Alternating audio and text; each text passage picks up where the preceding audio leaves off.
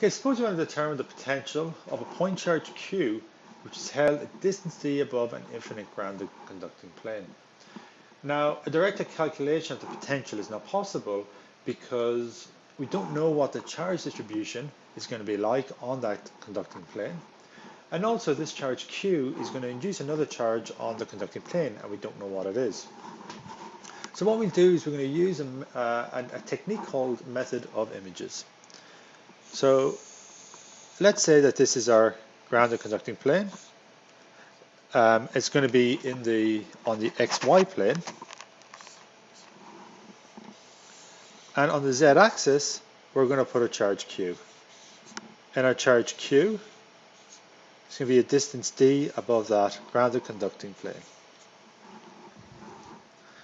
Now what we can do is we can first of all write down a couple of our boundary conditions. So our boundary conditions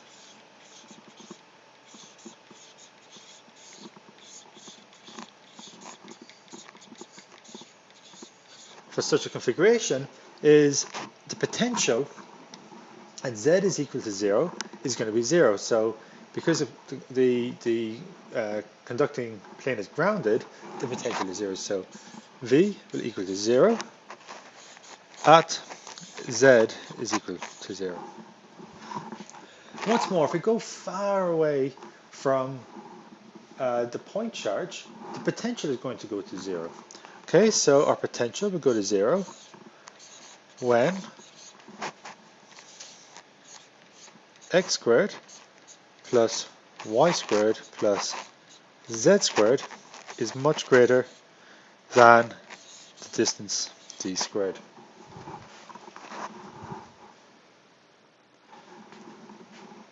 And let's say we want to determine the potential at some point P, and P is given by x, y, and z. Okay, so what we do is we use this technique called method of images.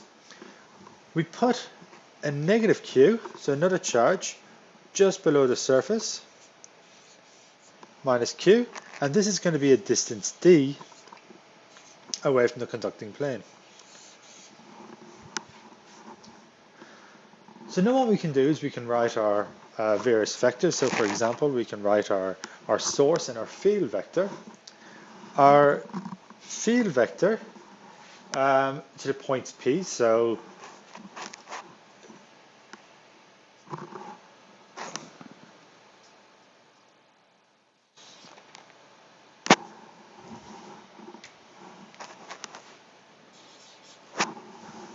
our field vector is going to be equal to, so it's R will be equal to x hat plus y hat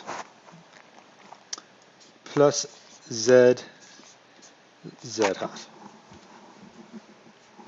Okay, so that's the distance, remember, from the origin to our field point. Okay, so it's going to be given by R.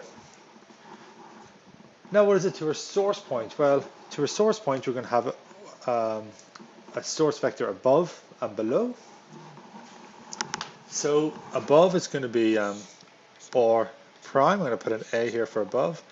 It's going to be equal to dz hat.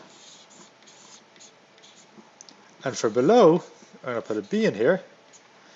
It's going to be equal to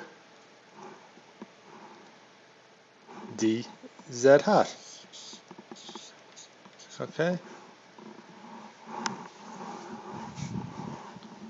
Oh, it's equal to a minus dz hat. Okay, because we're going in the opposite direction.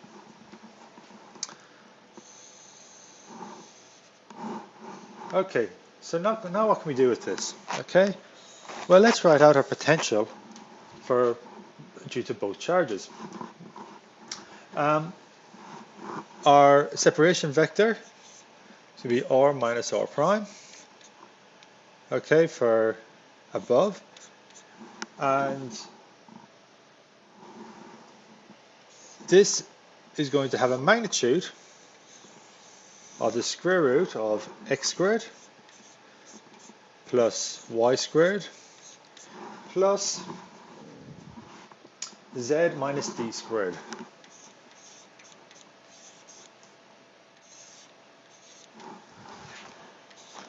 For the below the surface, right, it's going to be the square root of x squared plus y squared plus z plus d to be squared. Okay, so we've just obtained our separation vectors by r minus r prime. Okay, so above we're going to have an x hat plus y hat plus z hat minus dz hat. And for below, we're going to have an x hat plus y hat plus z hat plus dz hat. Okay, so what is our potential now? So we're going to determine the potential due to both of these point charges. So our potential at the point x, y, z is going to be equal to 1 over 4 pi epsilon naught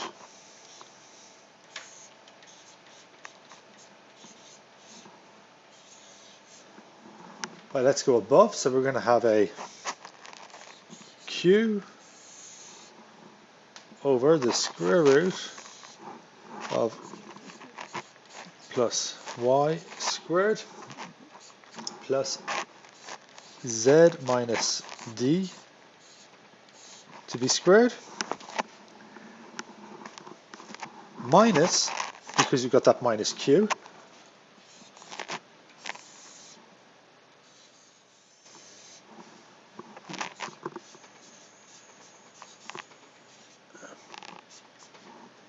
and here we've got a z plus d to be squared. Okay, so that is our potential at that point x, y, z. Now the question is, does it satisfy our boundary conditions? Well, we can see that as we go far away, the potential is going to go to 0. Okay, so x squared plus y squared plus z squared is going to be much greater than d squared, so the potential is going to go downwards, it's going to go to 0. So that's one boundary condition that is going to be set. And the second boundary condition was that at z is equal to 0, the potential is equal to 0. So whenever we put z is equal to 0 in our equation here, we're going to find that our potential will be equal to 1 over by q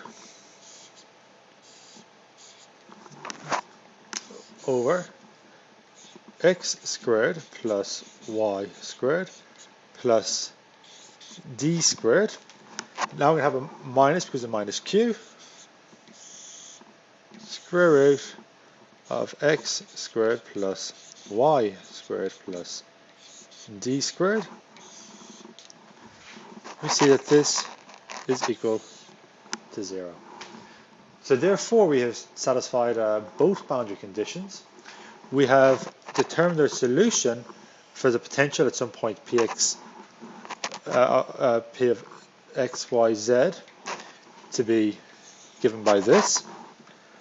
And since there can only be one solution that will satisfy our boundary conditions, this must be the solution.